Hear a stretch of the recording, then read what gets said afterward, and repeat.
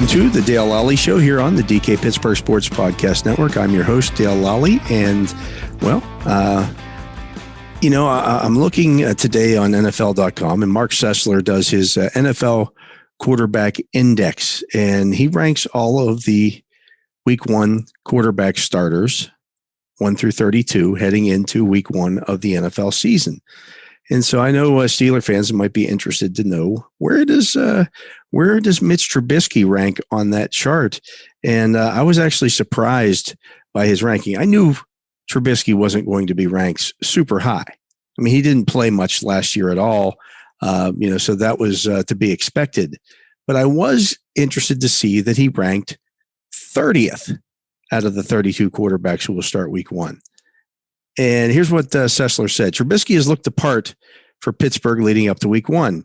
He toiled behind the Steelers' offensive line that somehow looked more lost than last year's. Mitch has made the most of it, tossing crisp passes and dragging the offense out of the dark corners with his legs. Here's your Week 1 starter and team captain. I don't think he'll be a long-time featured member of this column, though, after rookie hometown sensation Kenny Pickett torched the field all August. I couldn't disagree with that more. Mike Tomlin has final say over who the Steelers captains are going to be for the 2022 season. All 53 players on the roster could have voted for Mitch Trubisky as a team captain. And if Tomlin didn't want that to happen because he thought, well, I may bench Mitch after 3 weeks, he wouldn't make him a team captain. And yet he did. That tells me the Steelers are tied to Mitch Trubisky for the long term.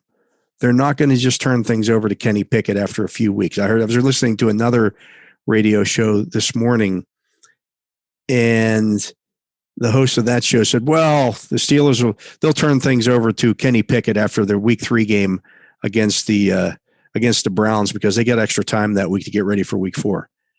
No, it's not going to happen, folks. Mitch Trubisky would have to be flat out awful for that to be the case.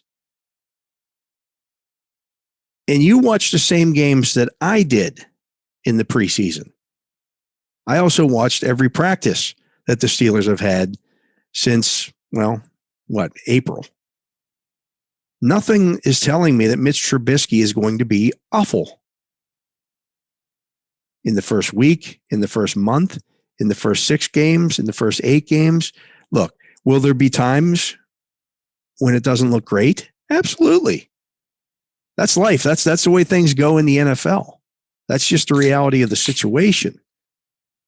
But there's nothing here.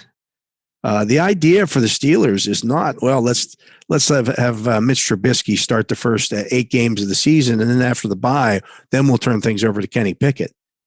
That's not the way they're thinking about this. They're playing this to win and win now. I thought Mike Tomlin said it well yesterday when he said, look, the expectation is the offense is going to take some time, but we expect to be a championship caliber team. And so we expect championship caliber offense. And Trubisky gives them right now the best shot of being championship caliber on offense. What did he do wrong in the preseason that makes people think that he's suddenly going to give this thing up?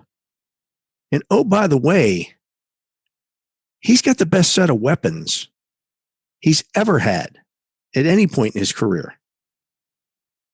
And remember, this is a guy in 2018 who led the Bears to a 12-4 record and went to the Pro Bowl. It's not like he doesn't have talent. So I don't get this whole, at some point Pickett is going to replace Trubisky this season. That might be the case for a lot of teams out there because they don't have any expectations. They just want to get there. They're playing in the long game. We're going to play this for, a 3-year plan here. And so we want to get Pickett ready for 2025 or 2024 or whatever it is down the road. That's not how the Steelers think. They play to win now. Now, do they keep an eye on the future? Absolutely. But not at the expense of the now. They've never done that. It's just not what they do. So the 2 quarterbacks ranked Behind Mitch Trubisky were Jacoby Brissett with the Browns and Davis Mills of the Texans. Some of the guys ranked right ahead of him. And this is where I kind of start to, okay, maybe you might be pushing a little bit here with this. Marcus Mariota at 29. I think I know for a fact that if the Falcons offered the Steelers Marcus Mariota right now for Mitch Trubisky, they would say no. And I know that because when free agency came around, the Steelers made their immediate offer to Mitch Trubisky and not Marcus Mariota. They both were available. Marcus Mariota is just not as good. And I was a big Marcus Mariota fan early in his career, but he can't stay healthy. And he's pretty much he's not a great passer of the football at the NFL level. Let's put it that way. At 28 is the ghost of Joe Flacco. I mean, seriously, what are we doing here? What are we doing here, ranking Joe Flacco? This is not a career ranking.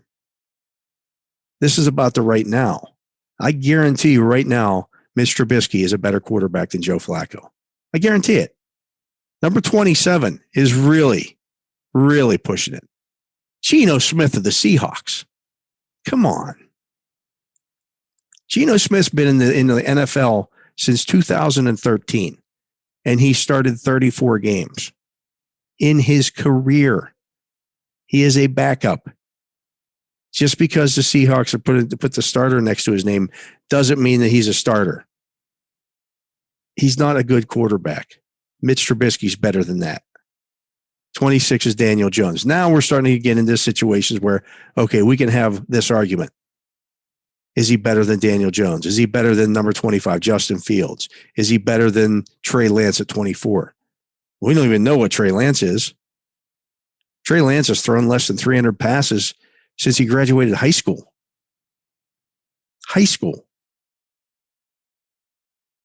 So I don't know if Trey Lance is going to be a good quarterback. We have our suspicions about that, but I don't know that. Trevor Lawrence is at 23. Baker Mayfield at 22, Jared Goff at 21. I suspect that 6 to 8 weeks from now, when we come back and revisit this list that Sessler did on NFL.com, Mitch Trubisky is going to be much higher.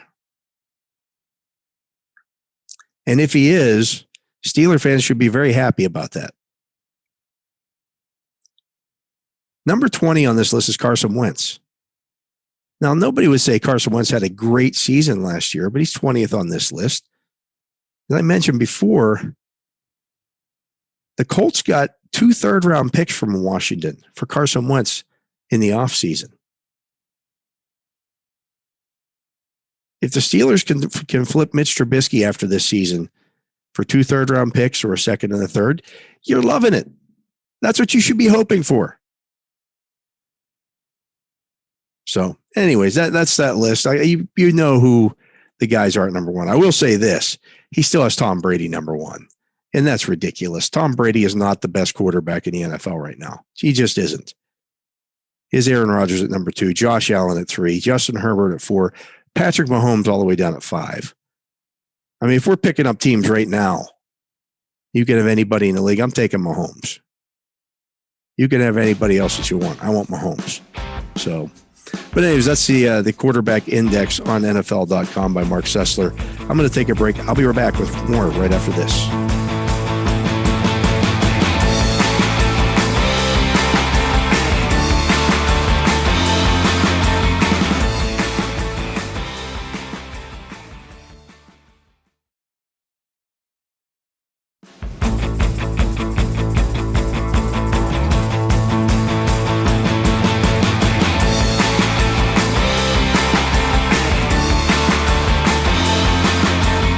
Welcome back to the Dale Lolley Show here on the DK Pittsburgh Sports Podcast Network. And the Steelers, and Bengals for that matter, had to come out with their first injury report for the 2022 season.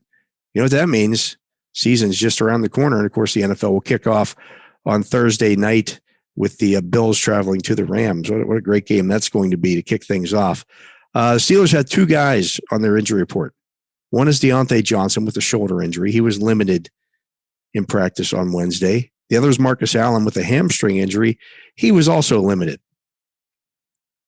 on Thursday or Wednesday. One of these things is not like the other. Obviously, not having Deontay Johnson available is a much bigger deal than if Marcus Allen isn't out there. That's just the reality of the situation. Right now, if I had to guess, and again, it's Wednesday, so we don't know. If I had to guess, I think Deontay Johnson plays on Sunday. It's a shoulder issue. They can do some things to protect that, maybe put him in a harness. Do some other things that give him a shot, wink, wink, nudge, nudge, to play in this game and alleviate any kind of issue there. But they're not going to do it if there's a potential there for Deontay Johnson to injure himself for the long term. They don't want to do that. They want to make sure that they have Deontay Johnson, for the next 16 games, not at the expense of just having him for this first game of the season. On the Bengals side of things, they have 3 tight ends on their injury report this week, which is crazy because, I didn't think they had this many tight ends. And this doesn't even include their starter. But Devin Asiasi with a quad injury did not practice. Mitchell Wilcox, another tight end with an ankle injury, was limited. And then Drew Sample with a knee was a full participant in practice. None of the other guys that have been dealing with injuries for the Bengals in this preseason and training camp are listed on that injury report. That includes Logan Wilson and some other guys that were missing from T. Higgins, guys like that. But that doesn't mean they're going to be ready to play here in week 1. They didn't do anything the entire preseason. They didn't start practicing until this week. So I think that's going to be one of the interesting things about this game is, are the Bengals, after sitting there and basically their entire offense, they didn't even play their offensive line in the preseason together. And they've got 4 new starters on that offensive line and didn't play them together in the preseason. I think that's a huge mistake. We've seen the issues the Steelers had with some of the continuity and communication things. And that was with them practicing and playing together. So I would expect that the Steelers go after that offensive line in this first game. A lot of stunts, kind of just disguising things a little bit. Make that offensive line communicate and think a little bit out there because they just haven't had the time to work together. See if they can confuse that offensive line. We'll see if it works. But that's the injury report at this time. I'm a little concerned about Deontay Johnson, but not super concerned at this point. We'll see what his status is Thursday and Friday. Friday will be the big day. We'll see if he's out there practicing at all. Again, Mike Tomlin, over the course of his career, really, if a guy is kind of limited or doesn't practice during the week, he typically doesn't play. If he's listed as questionable on the final injury list, he doesn't play. Tomlin last year did do a lot of upgrading guys on Saturdays.